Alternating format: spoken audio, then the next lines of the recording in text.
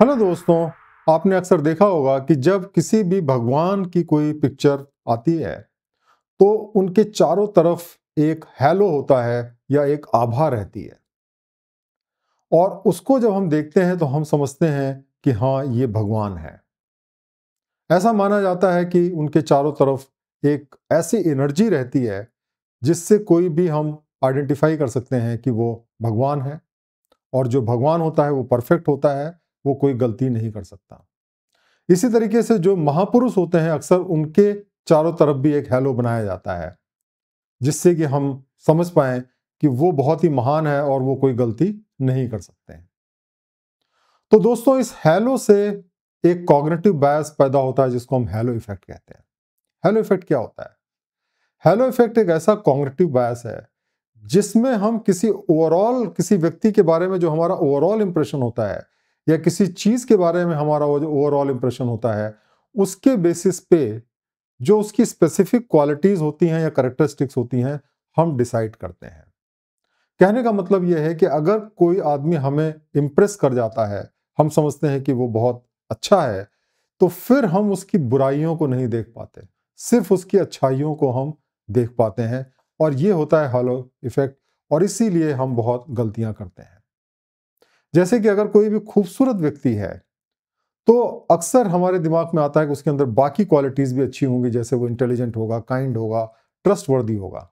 इसीलिए आपने देखा होगा कि अक्सर फिल्मों में जो हीरो होते हैं, हीरोइंस होती हैं, वो बड़ी सुंदर होते हैं क्योंकि उनको हम सारी अच्छी क्वालिटीज का रिप्रेजेंटेशन मानते हैं। हकीकत में ऐसा नहीं होता है। कोई व्यक्ति खूबसूरत हो या ना हो, अच्छी क्वालिटीज किसी के अंदर भी हो सकती हैं। इसी तरीके से अगर कोई आदमी बहुत अच्छे कॉलेज से पढ़ा लिखा है, बड़ा इंटेलिजेंट है, तो हम ये मानते हैं कि वो मॉरल होगा, अच्छा इंसान होगा। लेकिन वो फ्रॉड भी हो सकता है और ऐसे बहुत सारे फ्रॉड होते हैं। अक्सर जब हम जॉब देने के इंटरव्यू में जाते हैं तो जो लोग वेल ड्रेस्ड रहते हैं उनको ज़्यादा कॉम्पिटेंट समझा जाता है, जबकि इसका इन दोनों से कोई रिलेशनशिप नहीं है। कोई टीचर अगर है, वो मीठी मीठी बातें करता है, बच्चों से अच्छे संबंध बना के रखता है, उनको खुश करके रखता है, तो उसकी रेटिंग हाई हो जाती है, चाहे उसके टीचिंग क्वालिटी कैसी भी हो।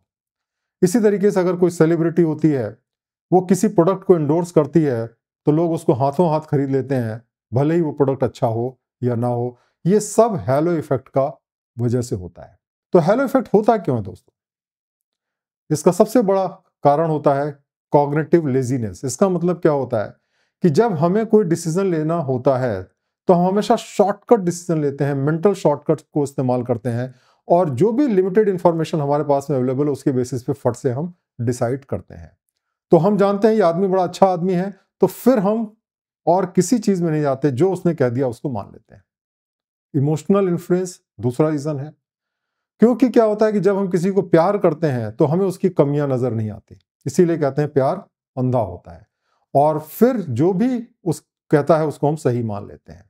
इसी तरीके से अगर किसी के अंदर हमें एक अच्छी क्वालिटी नजर आई तो हम उसकी बाकी सारी जो चीजें होती हैं उसको सही मान लेते हैं। फिर हमारे पास में कई बार ऑब्जेक्टिव क्राइटेरिया नहीं होता, मतलब किसी को जज करने का कि ये कोई अच्छा इंसान है, बुरा इंसान है, ये सक्सेसफुल है, इसने परफॉर्मेंस अच्छी दी। अगर हमारे पास में ऑब्जेक्टिव क्राइटेरिया नहीं है तो फिर हम सब्जेक्टिव बेसिस पे जाते हैं और फिर हम इमोशंस की बेसिस पे जजमेंट करते हैं। और इसी तरीके से अक्सर हमारा सोशल और कल्चरल बायस होता है लोगों के फेवर में और अगेंस्ट में, और उसके बेसिस पे हम अक्सर गलत जजमेंट करते हैं। जैसे मान लीजिए अगर आपका अमेरिका के बारे में, जर्मनी के बारे में या जापान के बारे में बहुत अच्छा ओपिनियन है क्योंकि वो कंट्री बड़े सक्सेसफुल हैं, बड़े अमीर हैं, बड़े डेवलप्ड हैं, तो कोई भी अगर जापानी या कोई भी आदमी जर्मन या कुछ बोलेगा तो आप क्या करेंगे? आपको लगेगा वो सही बोल रहा है। और वहीं पे अगर किसी कंट्री के बारे में आपका खराब इंप्रेशन है, चाहे पाकिस्तान, बांग्लादेश, तो वहां का अगर कोई व्यक्ति कुछ बोलेगा तो हम उसको कहेंगे ये बेकार बोल रहा है। जबकि सही बात यह है कि अच्छे और बुरे इंसान हर जगह होते हैं, और सिर्फ कोई व्यक्ति अगर किसी कंट्री का है या किसी कल्चर का है, किसी रेस का है, किसी जेंडर का है, तो उसके बेसिस पे हम सही और गलत का फैसला नहीं कर सकते हैं। तो इस वजह से अक्सर हम गलत जजमेंट पे पहुंचते हैं। तो दोस्तों, ये हैलो इफेक्ट जो होता है इसको मैनेज करने की जरूरत है और हमें ये ध्यान रखना चाहिए कि हम इसकी वजह से गलत जजमेंट ना करें। तो कैसे हम करेंगे?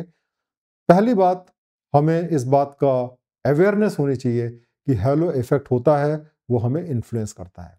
इसका मतलब जब तक आपको अपनी कमियों का पता नहीं चलेगा तब तक आप उसको कैसे सुधारेंगे। तो इसीलिए जब कोई भी आदमी आपको बहुत इंप्रेस करता है तो ये मत सोचिए कि उसके अंदर सिर्फ अच्छाइयाँ हैं या हर बात जो सही कह रहा है वो सही है, वो गलत भी हो सकता है। तो इसको हमें सबसे पहले समझना पड़ेगा कि हम उसको क्रिटिकली एनालिसिस करना ना छोड़ें। दूसरी बात यह है कि हमें एक ऑब्जेक्टिव क्राइटेरिया बनाना चाहिए ताकि हमें इंट्यूशन पे या इमोशंस पे ना जाना पड़े। जैसे अगर किसी को हमें एवेल्युएट करना है तो देखें उसकी एजुकेशन क्वालिफिकेशन क्या है, उसकी परफॉर्मेंस कैसी रही है, या उसका कोई टेस्ट ले लें और इससे हमें पता चलेगा कि वो वाकई में कितना अच्छा है, बजाय इसके कि हम अपना इंट्यूशनल बेसिस पे उसको जज करें। हमें डेटा और स्टेटिस्टिक्स पे रिलाई करने की ज़रूरत है, बजाय इसके कि हम उस व्यक्ति का अपने इंट्यूशन से या इमोशन से डिसाइड करें। तो आप देखिए कि डेटा क्या है, एविडेंस क्या है, डॉक्यूमेंट क्या है और उसके बेसिस पे चीज़ों को डिसाइड करें। उसके बाद में एक आदमी मान लीजिए बहुत बड़ा साइंटिस्ट है, तो ठीक है उसकी साइंस की बात सही है, लेकिन अगर वो रिलीजन पे कोई बात कर रहा है या पॉलिटिक्स पे कोई बात कर रहा है तो उसको एक इंडिपेंडेंट तरीके से इवेल्युएट करना चाहिए। इसका मतलब ये नहीं कि अगर आइंस्टाइन ने पॉलिटिक्स के बारे में या रिलीजन के बारे में कोई बात करी तो उसको हम आंख बंद करके मान लें। वो अपने फील्ड में महान है लेकिन बाकी फील्ड में वो ऑर्डिनरी हो सकते हैं। इसलिए हर एक चीज़ को अलग अलग तरीके से इवेल्युएट करें, हम ओवरऑल इंप्रेशन पे ना जाएं।